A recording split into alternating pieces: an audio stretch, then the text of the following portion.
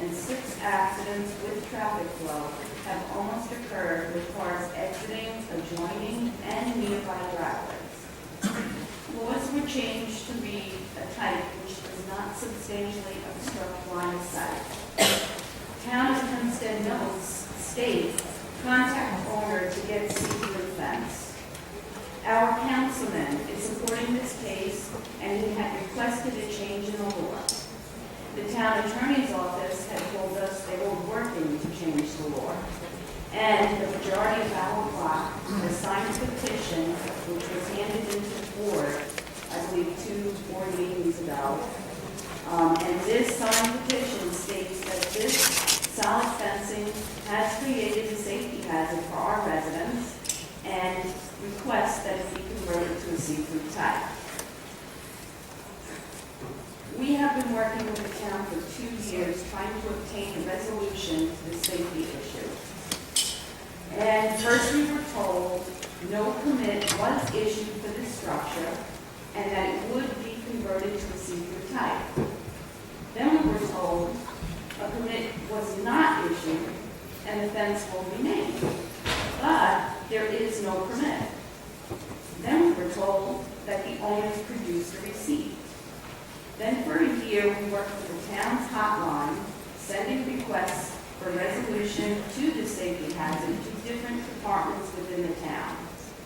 Then, in April of 2014, we received a copy of a town memo, and it stated if the fence was erected in accordance to the building zone ordinance that met the zoning at the time of their construction and did not require building permits, do not now require a building permit. And I got to tell you, after 2 years, we're still not sure what the PZO was at the time of construction, and we're still not sure exact date of when the owners claimed the fence was installed. But the bottom line is, whether a permit was issued or not, that is not the issue. Then we turned here for assistance. First we were told they were trying to put the case on the administrative calendar. It was for either August or September of this year. Then we were told it was being held up because of owner's compliance time. Then it was a balancing issue. Then it was, we'll try to get 2 board members to drive by, which, by the way, Councilman Hughes had, and did contact us directly over the phone, and he had felt it was a safety issue. Then, at the last meeting on September 16th, we were advised by Mr. Robb that the town feels this fencing is not a safety hazard. And we were told that the residents who did sign that petition and us need to wait until the law changes. At this meeting, Mr. Robb showed us 2 pictures. The first picture was a picture of the driveway at 1451 Chapin. We were told that this shows there is enough space for maneuverability. With all due respect, maneuverability in one driveway is not the issue at hand. The issue at hand, once again, is the safety hazard that this solid fencing has created for all residents. Maneuverability in one driveway has nothing to do with maneuverability of cars in other driveways and the visibility of children in flat traffic flow. Then we were shown a second picture of a tall adult standing on the sidewalk next to the fence. We were told that this picture proves sufficient clearance to exit driveways. Once again, with all due respect, such a picture does not justify a child riding a bicycle or a skateboard, or a driver sitting in their car and trying to exit one of the nearby driveways, or the visibility of traffic. You have the pictures? Picture number 1 is a picture taken from the north side of the driveway at 1451 Chapin. At the top of the fence, you see a bump. This bump is one of the cars that parks in the driveway at 1455 Chapin and who owns this fencing. The driver's view is totally blocked by his own solid fencing until his engine compartment is crossed over the sidewalk. Picture number 2 is a picture of a car parked on the south side of the driveway at 1451 Chapin. All visibility is blocked. Picture number 3 is a picture from the corner of William Street and Chapin. The highlighted areas show that driver views from 3 different cars located at 3 different homes are blocked by this fencing. And once again, no visibility until their engine, compartments, or driver seats have been driven off the sidewalk. Picture number 4 is a picture of a child playing in the front of a home. Who owns this fencing? This child is near the section that slants down. The child is barely visible from the street, from the sidewalk, and from neighboring driveways. Picture number 5 is a picture of a child riding a bike. There is no visibility of the driveway while she's approaching this fencing, and only obtains a sliver of visibility once the front wheel is even with this solid fencing. Also, notice the red bump highlighted behind the child's head is a car in the roadway. Once again, showing traffic flow visibility is blocked by the solid fencing. Picture number 6 is a picture taken from the driveway at 1451 Chapin, facing south, looking at the fencing. It shows a bicycle on the sidewalk. And once again, it shows a white bump at the top of the fencing, which again is one of the cars of the owners of the fencing. It is impossible for this driver of this car to see this bike. And once again, the driver's view is totally blocked by his own fencing. He will not be able to see a cyclist on this bike approaching his driveway. Number 7, although it's blurry, is a picture of a child who lives on our block. This shows how fast children ride on our sidewalks, and is one of the many children who loves to ride her bike on her own. She is headed southbound, approaching the solid fencing. Her head barely clears the top of the fencing. The white bump from 1455 Chapin in the previous picture cannot see this child. And although an adult, a tall adult, standing on the sidewalk at the end of the fence might have good clearance and visibility, the child on the bike and the driver of the car have no clearance or visibility whatsoever. Both their views are totally blocked until it's too late. How would you like me to explain to the parents of this young child, who, by the way, did sign our petition, that the town feels this solid fencing is not a safety hazard? Here is children at 8 ride a bike with a 16-inch wheel diameter. Cyclists with bicycle wheels that are less than 26 inches in diameter are the only cyclists allowed to ride on the sidewalk. Each year, about 50 New York State bicyclists are killed, and 2,200 are hospitalized for injuries. Your guide to bicycle safety from Kate Murray and Thomas D. Maria, who's the Commissioner of Public Safety. There is nothing to protect you if you have an accident. Always yield to cars and try to make eye contact with the driver. Safe Town of Hempstead flyer called Summer Safety reads, Murray and Hughes wants everyone to be safe, including those bicycling along busy streets throughout the township. Town of Hempstead memo dated July 31st, 2014, preserving the local quality of life experience for residents in your neighborhood is important to us. 2014 Town of Hempstead Public Safety Newsletter and Walk Safe Nassau program, promoting and protecting safe bicycling regardless of age or ability. And it states very clearly, safety is everyone's responsibility. The question here comes down to whether or not this fence creates a dangerous condition. We can talk about whether or not it was done before 2009, after 2009. I don't care whether they have a permit or not. And as I told you, I will look into that for you, but the real question comes down to whether or not this fence creates a dangerous condition. Have you seen our pictures? And in the opinion of the building department, who's been out there on a number of occasions, it does not. What we're talking about doing here is targeting one homeowner, one fence. We're talking about making a special rule for this one particular homeowner. And in order to do that, we have to determine that there's a dangerous condition. The fence, as it goes down towards the sidewalk, slopes down and is not higher than 4 feet. And there, in the opinion of the building department, there is enough sight lines for the traffic and cars pulling in and out of the driveways to see. So the question comes down to whether or not we can show that there was a dangerous condition here. Have you And seen as our of- pictures? and as of now, well, yes, I've seen your pictures, but there are other pictures that give a different, pictures can say whatever they want to say. Correct. There are other pictures that show a wide open view. In any case, that's where we are. I told you I will continue to work with you, try to find a way to target this particular house as a dangerous condition. If we can find that, or if they needed a permit and didn't get one, then we'll take action in that. We'll do what we can to see if we can resolve this issue.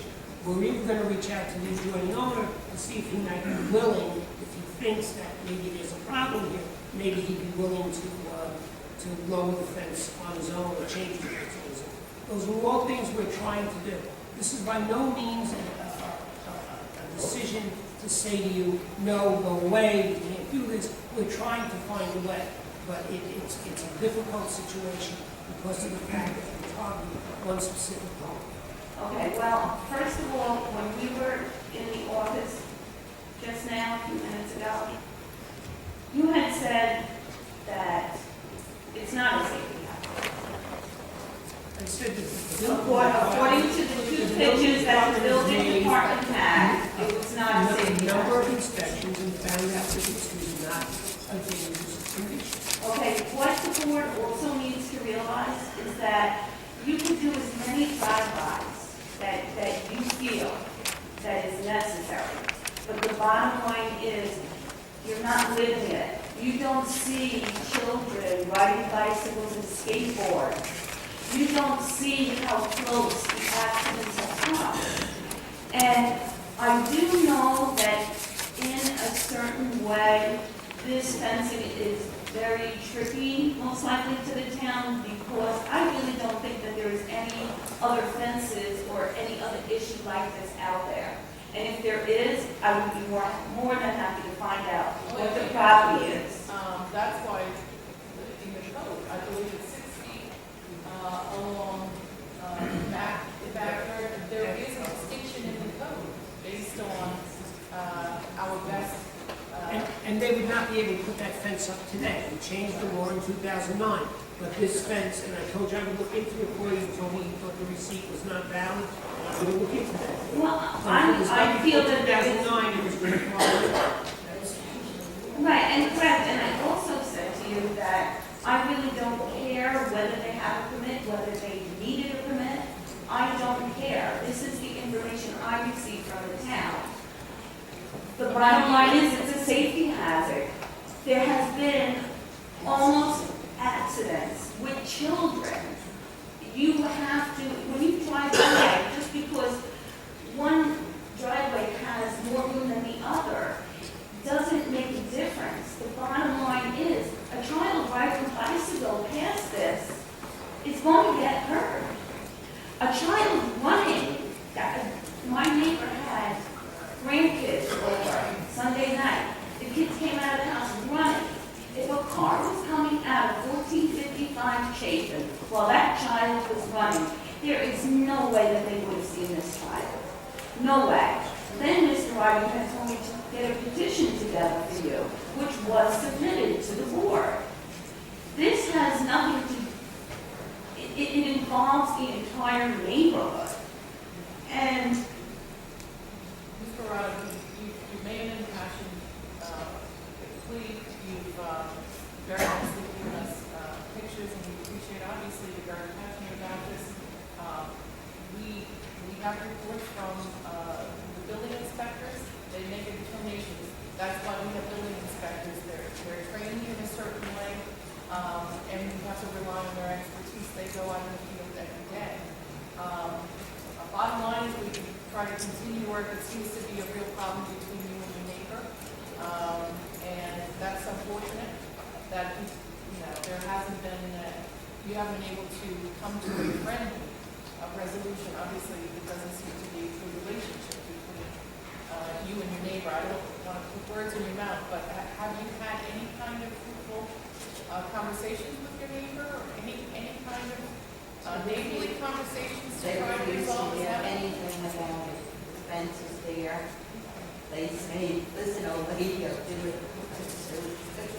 Well, that's certainly unfortunate. It is Yeah. unfortunate because you know Between what? neighbors. It's safe. They're gonna hurt someone first before her.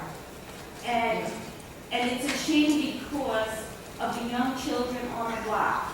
What am I supposed to tell this woman that signed the petition that last picture is of her kid riding towards the people that put the fence up? Let me add that if the town of Hempstead I'm sorry, I said, can't- if the town of Hempstead said, take down the fence, and they challenged us in court, based on the information we have today, we not only would have to pay to put, they would get the fence put back up, but we would have to pay if we made it. So you have to understand that what we need to do is make sure whatever action we take is legal. Because if we order them to do it and they take us to court and we lose, and that's what we would do as of today, we would lose, we'd have to pay to put the fence back. Why would you lose? If it's a safety hazard, and a child, Well, if it is, that's the issue. The issue is you maintain it's a safety hazard. The reports that we have back, and they've been out there on numerous occasions, and by the way, I happen to know firsthand because I spoke to one of the inspectors, that they spent an inordinate amount of time out there to look and see what was going on, and they say there is sufficient sight lines and they don't feel it's a dangerous condition. Is that That's really the issue. is that the picture that you showed me at the last meeting with the very tall inspector at the end of the fence? I'm just asking. Yeah, that's one of the pictures, but the fact that she's You tall can't compare- doesn't change the height of the fence. No, but it does change the height of the pedestrians that are walking by, and it does change the height when it comes to a car. It does. And I'm sorry, if this is the way that the building department feels, that's fine, and I would like to request a decision, a written decision, then, with any type of supporting documentation that led to such a decision. And then I will forward it to the people that did sign the petition. This is a safety hazard. You can't just drive by, you are not living there. You don't see the kids almost getting hit. I will continue to work. I think we have. Okay, thank you. Thank you. I appreciate your passion. It's difficult. We have to live in rules too. That's why we're building inspectors. We have to be able to rely on the opinions of our trained inspectors. Well, what about- It's a difficult balance. What about the opinion of Councilman Hughes? He drove by. That He's became an opinion, but with all due respect, he's not a building inspector either. You know, and I said that to my very good friend, Councilman Hughes. We're all entitled to our opinions, but that's why I'm not a building inspector. I'm not certified, I'm not trained to be a building inspector. That's why we have to rely on those who are, and that's what we have to do. And respectfully.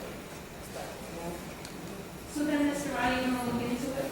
Absolutely. And then- Hopefully we'll continue to work together and try to find a way to resolve it. Okay, so then we'll see you next month. No. No. Thank you. Diana?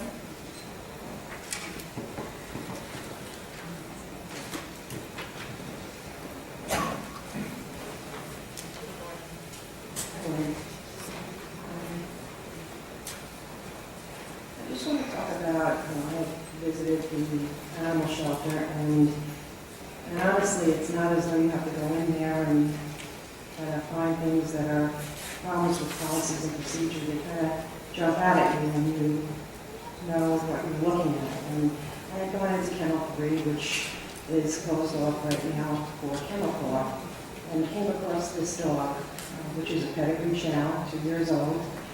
He was told by 3 people he was a bite case, but I did ask what the circumstance was knowing this breed. And he snapped at the person, the stranger that brought him into the shelter, which is not unusual for that breed. The dog has been sitting in this kennel for 5 weeks, unneutered. I decided to post him, and within a day or two, 10,000 people saw the dog. Many people were interested.